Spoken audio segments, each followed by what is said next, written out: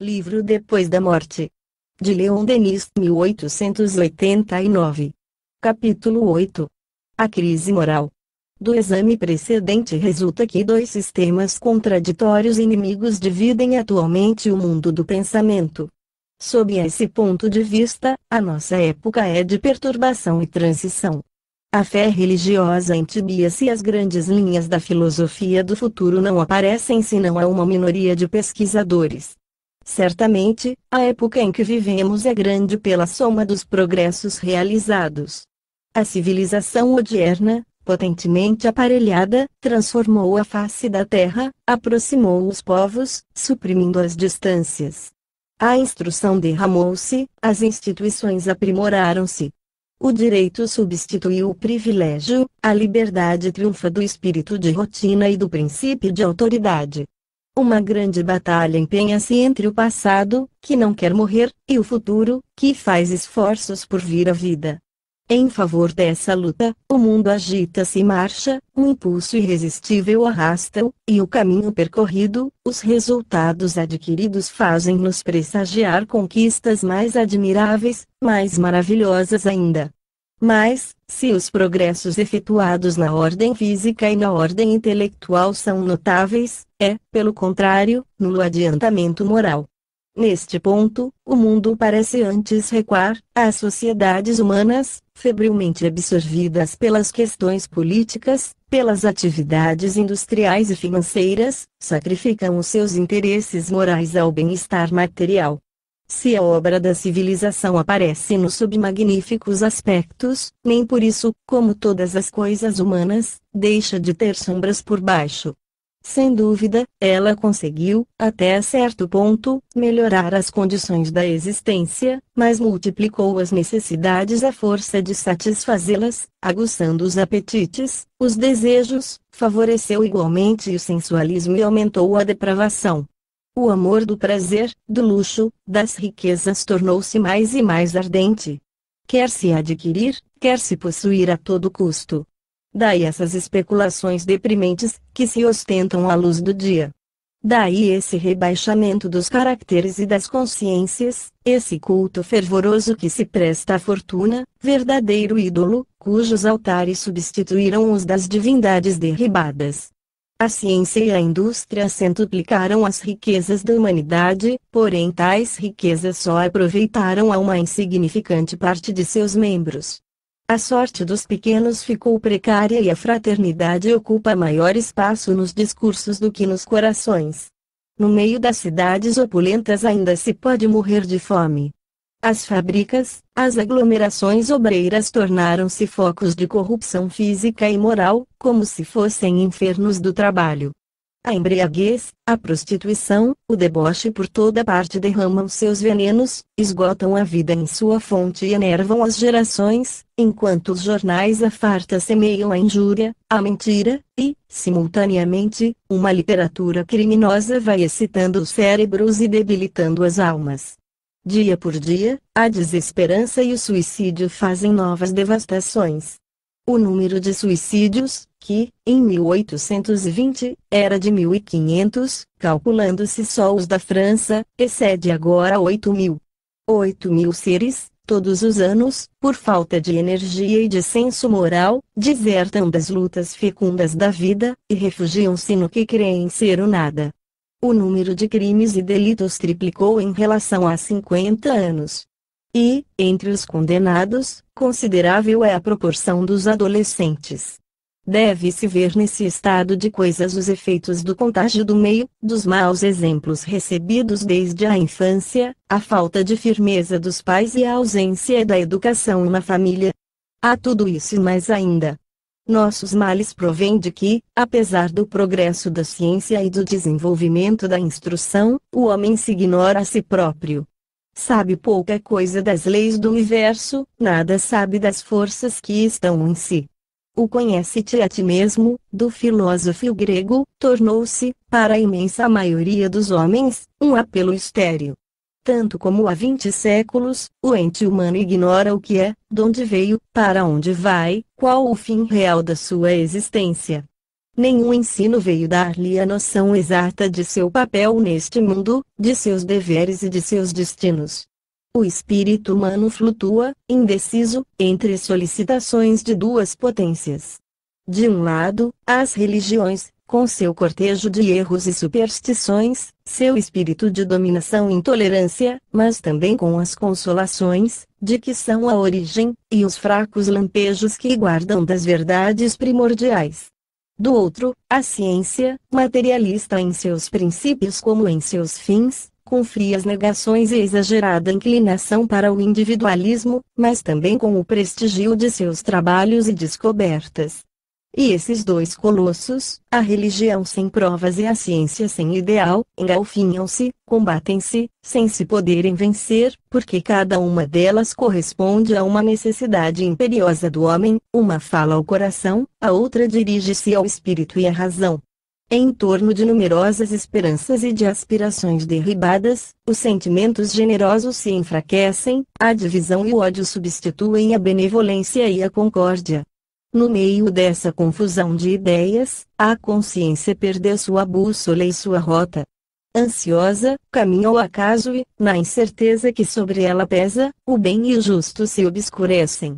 A situação moral dos humildes, de todos esses, que se curvam ao fardo da vida, tornou-se intolerável entre duas doutrinas que, como perspectiva às suas dores, como termo aos seus males, somente oferecem, uma o nada, a outra um paraíso inacessível ou uma eternidade de suplícios. As consequências desse conflito se fazem sentir por toda parte, na família, no ensino e na sociedade. Tanto a ciência como a religião não mais sabem fortalecer as almas nem armá-las para os combates da vida. A própria filosofia, dirigindo-se somente a algumas inteligências abstratas, abdica seus direitos sobre a vida social e perde toda a influência. Como sairá a humanidade desse estado de crise?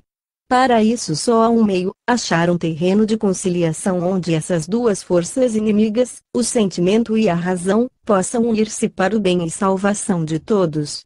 Todo ser humano tem em si essas duas forças, sob cujo império pensa e procede, e tal acordo traz às faculdades o equilíbrio e a harmonia, centuplica os meios de ação e dá à vida a retidão, a unidade de tendências e de vistas, enquanto as contradições e lutas entre ambos acarretam a desordem.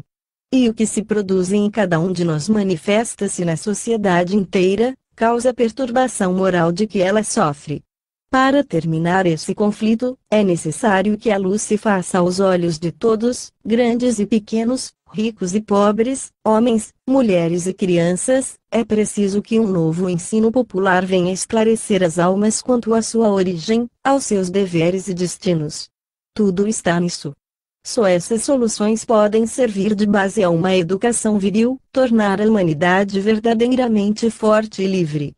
Sua importância é capital, tanto para o indivíduo a quem dirigem em sua tarefa cotidiana como para a sociedade, cujas instituições e relações elas regulam. A ideia que o homem faz do universo, das suas leis, o papel que lhe cabe neste vasto teatro, reflete-se sobre toda a sua vida e influi em suas determinações.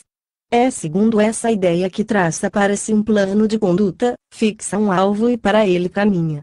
Por isso procuraríamos em vão esquivar-nos a tais problemas, pois eles, por si só, se impõem ao nosso espírito, dominam-nos, envolvem-nos em suas profundezas e formam o eixo de toda a civilização. Toda vez que uma concepção nova do mundo e da vida penetra o espírito humano e, aos poucos, se infiltra em todos os meios, a ordem social, as instituições e os costumes ressentem-se logo. As concepções católicas criaram a civilização da Idade Média e modelaram a sociedade feudal, monárquica, autoritária. Então, na terra como no céu dominava o reinado da graça e do favor. Tais concepções já viveram, porém, hoje, não mais encontram lugar no mundo moderno. Abandonando as velhas crenças, a época presente não soube substituí-las. O positivismo, materialista e ateu, não enxerga na vida mais que passageira combinação da matéria e da força, nas leis do universo somente vê um mecanismo brutal. Noção alguma de justiça, de solidariedade, de responsabilidade. Daí um afrouxamento geral dos laços sociais. Daí um cepticismo pessimista, um desprezo a qualquer lei e a qualquer autoridade que nos pudesse erguer dos abismos. As doutrinas materialistas levaram uns ao desânimo e outros à recrudescência da cobiça, por toda parte induziram ao culto do ouro e da carne. Sob sua influência, uma geração nasceu desprovida de ideal, sem fé no futuro, sem energia para a luta, sem perseverança nos atos, duvidando de si mesma e de todos. As religiões dogmáticas, conduzindo-nos à arbitrariedade e ao despotismo, atiram-nos, lógica e inevitavelmente, à anarquia, ao niilismo. Eis porque devemos considerá-la um perigo, uma causa de decadência e de relaxamento. Acharão talvez excessivas estas expressões e tentarão taxar-nos de exagerados. Mas, em tal caso, bastará referirmos-nos às obras dos materialistas eminentes e citar as suas próprias conclusões. Eis, por exemplo, entre outros, o que escreve o Sr. Jules Soury, 75. Início da nota do redator 75. Philosophie naturelle, página 210. Fim da nota do redator. Há alguma coisa de vão e inútil no mundo, é o nascimento, a existência e a morte de inumeráveis parasitas, faunas e floras, que medram como mofo e agitam-se na superfície deste ínfimo planeta. Indiferente em si, necessária em todo o caso, pois existe, a vida desses seres tem por condição a luta encarniçada de uns contra os outros, a violência e a astúcia, o amor, mais amargo que a morte, parecerá, ao menos a todos os seres conscientes, um sonho sinistro, uma alucinação dolorosa, ao preço da qual nada seria um bem. Mas, se somos todos filhos da natureza, se esta nos criou e nos deu a vida, por nossa vez somos nós que a temos dotado com todas as qualidades e ideais que a embelezam aos nossos olhos, somos nós que tecemos o véu luminoso sob o qual ela nos aparece. Portanto, é realmente obra nossa a eterna ilusão que encanta ou atormenta o coração do homem. No universo, onde tudo são trevas e silêncio, só ele vela e sofre sobre este planeta, porque talvez somente ele, entre seus irmãos inferiores, medita e pensa. Apenas agora começa a compreender a verdade de tudo que tinha acreditado, de tudo o que amou, o nada da beleza, a impostura da bondade, a ironia de toda a essência humana. Após ter ingenuamente adorado os que julgava seus deuses e seus heróis, quando não tem mais fé nem esperança, ei-lo sentindo que a própria natureza lhe falta, pois, como tudo mais, ela não passava de uma aparência e de um engano. Também uma escritora materialista, poetisa de grande talento, a Sra.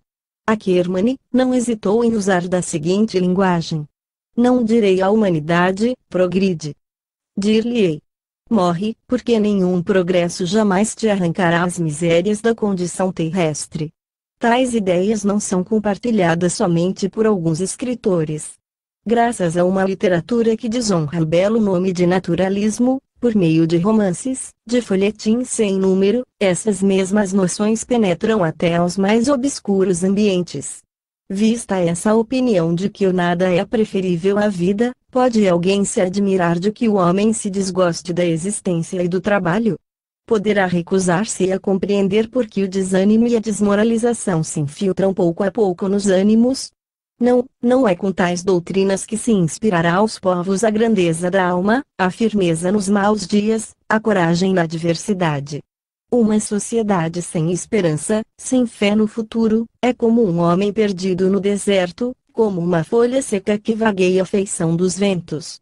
É bom combater a ignorância e a superstição, mas cumpre substituí-las por crenças racionais. Para seguirmos na vida com passo firme, para nos preservarmos dos desfalecimentos e das quedas, é preciso uma convicção robusta, uma fé que nos eleve acima do mundo material, é necessário ver-se o alvo e para ele nos encaminharmos. A mais segura arma no combate terrestre é uma consciência reta e esclarecida. Mas, se nos domina a ideia do nada, se acreditamos que a vida não tem sequência e que tudo termina com a morte, então, para sermos lógicos, cumpre sobrepor, a qualquer outro sentimento, o cuidado da existência material, o interesse pessoal. Que nos importa um futuro que não devemos conhecer? A que título falar-nos-ão de progresso, de reformas, de sacrifícios? Se há para nós somente uma existência efêmera, nada mais nos resta fazer do que aproveitar a hora atual, gozar-lhe as alegrias e abandonar-lhe os sofrimentos e os deveres. Tais são os raciocínios em que forçosamente terminam as teorias materialistas, raciocínios que ouvimos formular e vemos aplicar todos os dias em nosso círculo. Que desordens não serão de esperar como consequência dessas doutrinas, no meio de uma civilização rica e já muito desenvolvida no sentido do luxo e dos gozos? Entretanto, nem todo o ideal está morto.